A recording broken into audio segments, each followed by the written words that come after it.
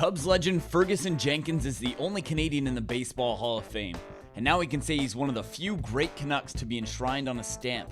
February is Black History Month, and Fergie will grace letters from coast to coast. When you get the news, you're kind of blown away a little bit because of the fact that you're going to be on a postage stamp. And the first people, you tell your family, those are my kids. I have 3 daughters that still live in Canada. They are pretty proud of their father. But he has a daughter and a former wife who aren't able to celebrate in this milestone.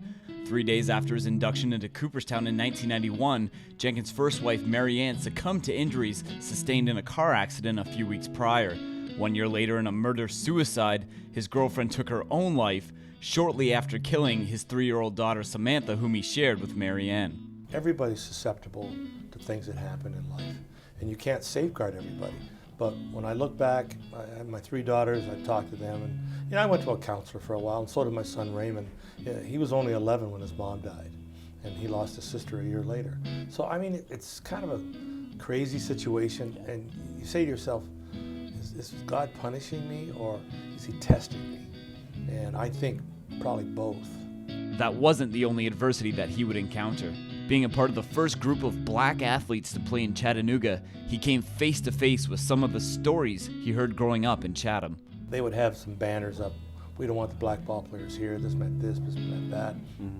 All the black fans were down the right field line.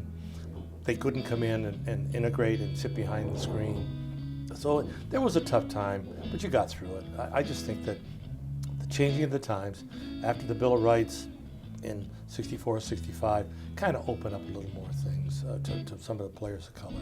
Did you have the support of a lot of your teammates, your white teammates during that time? Oh yes, definitely. You know, when in Chattanooga and also in Miami, when we travel on the bus, we'd give the monies a lot of times to the white players. They'd bring a sandwich bag or hamburger or whatever. But it kind of irked some of the players that we pulled up to their hotel, we couldn't get off. They took us maybe to a black neighborhood or to a private home. That's where we stayed. And they come pick us up before the game. As one of the most durable right-handers in league history, Jenkins believes that today's players might not have the same war stories that he can share. You know, I'm not saying they're soft, but if I was a pitcher and playing in this era, I think I'd have a discussion with the manager. Hey, Skip, I'm fine. Leave me in here. I want to complete this ball game. 2-0. Hey, if you think I get in trouble, take me out. But a lot of times these scores have been 7-1, and they threw 110 pitches or 100 less, they're gone. And I don't understand that. What do you think your average pitch counts? I threw some games win at 95 to 100 pitches, maybe 150 to win a ball game.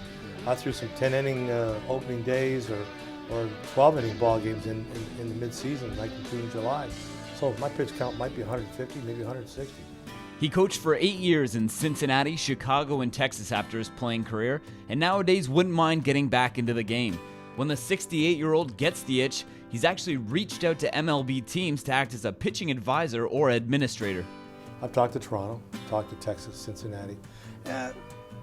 You go in and you kind of have your pitch, have your spiel, and they kind of read what they can see in you. And right now, I get phone calls, but haven't got a job yet. So for now, along with letters in the mail, there's always a Fergie sighting or two down at Wrigley Field. For it's 1, 2, 3 strikes, we're out at the old ball.